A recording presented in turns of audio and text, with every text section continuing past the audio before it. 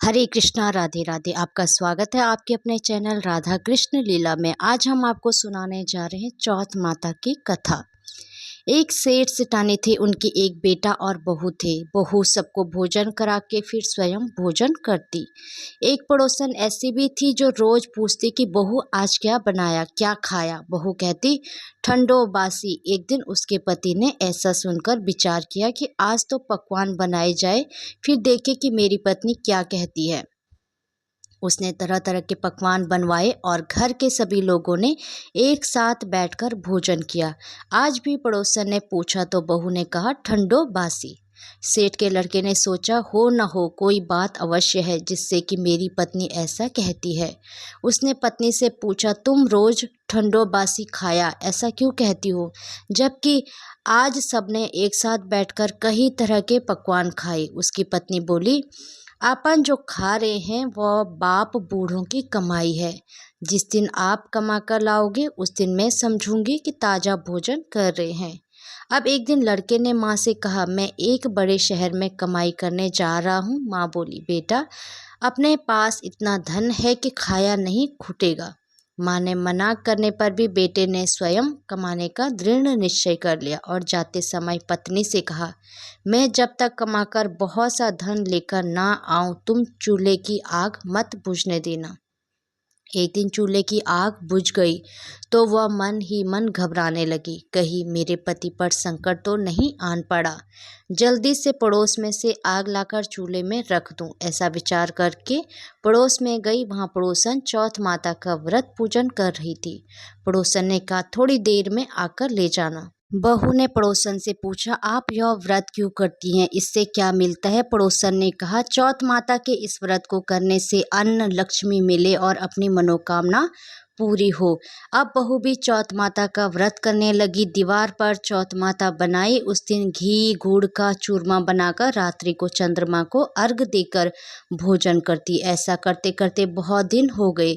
चौथ माता ने उस बहू के पति को सपना दिया कि साहूकार का बेटा तू जागे कि सोवे, तेरी पत्नी बहुत याद कर रही है, घर जाकर उसकी चिंता मिटा।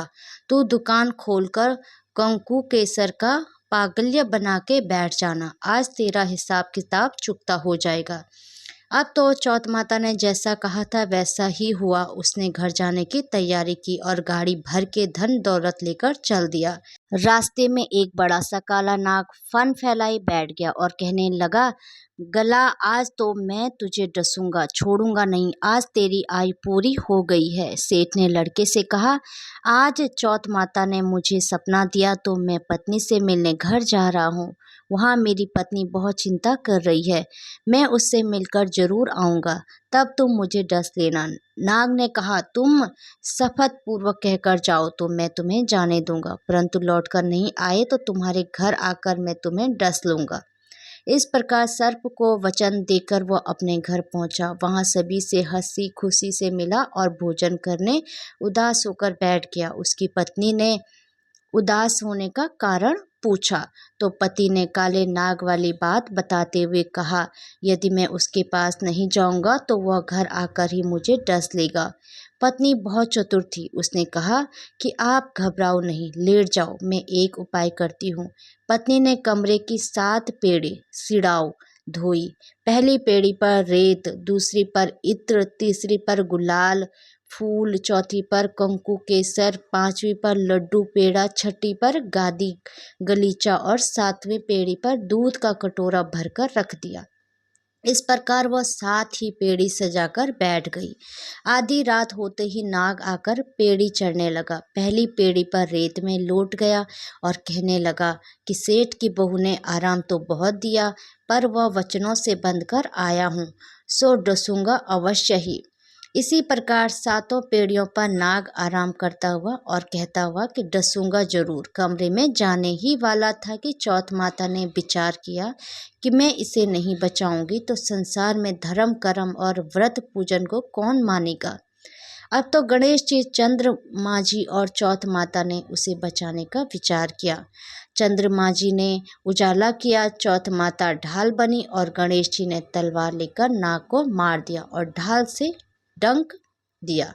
अब बहू भी थकी हारी सो गई। दिन उगा तो लोग बेटे से मिलने आई, परंतु बेटा बहू तो उठे ही नहीं थे।